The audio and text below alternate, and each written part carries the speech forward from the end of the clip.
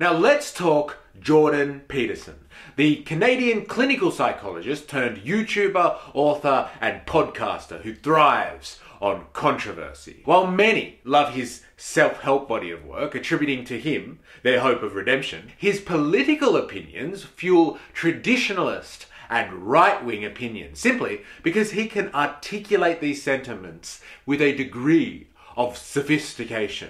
But the question really comes down to this: does Peterson promote hate?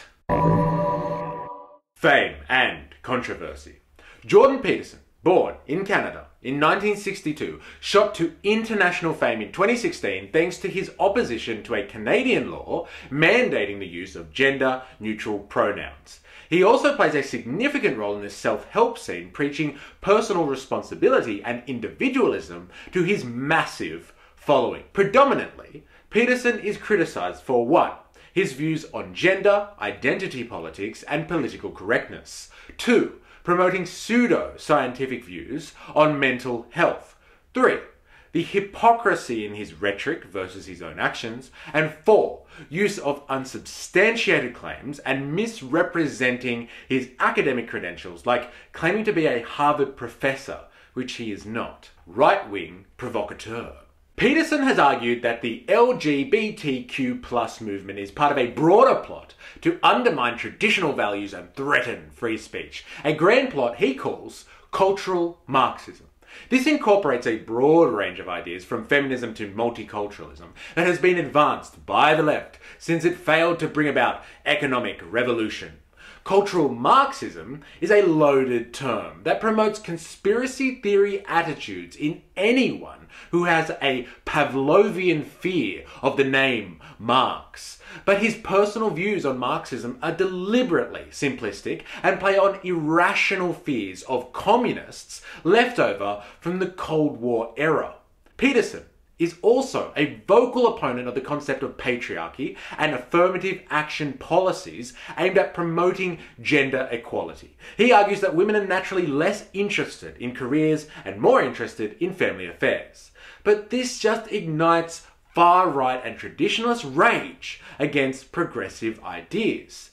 He is also an advocate for nationalism, arguing that societies should prioritize their own interests first, opposing mass immigration and stating that immigration policies should prioritize the assimilation of newcomers into the dominant culture. Again, this speaks volumes to right-wing audiences. And surprisingly, for a Canadian and a medical practitioner, Peterson has been a vocal critic of social welfare programs, arguing that they undermine personal responsibility and promote dependency. This again inspires an anti-leftist worldview. Hypocrite.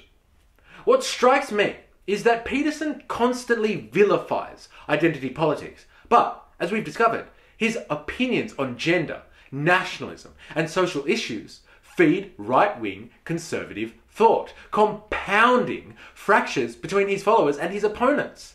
This rhetoric does nothing to tear down the walls identity politics creates. Peterson, who argues against the authoritarianism of PC culture, openly advocates for a strong, centralized state, praising conservative authoritarian regimes like Singapore. Singapore is no example of free speech or individual freedom. While Peterson likes to portray himself as a man of science and therefore objectivity, he is not politically neutral. He openly supports conservative politicians like Doug Ford, Maxime Bernier, Donald Trump, and Victor Orban. Conclusion.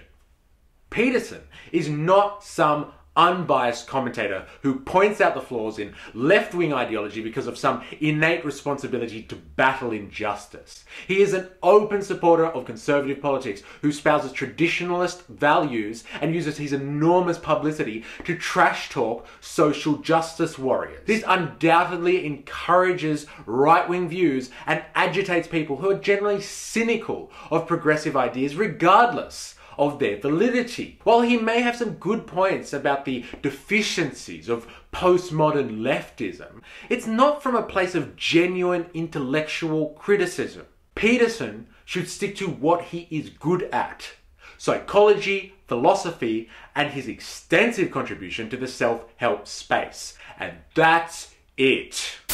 Remember, I am, you are, we are. I'm MysterE.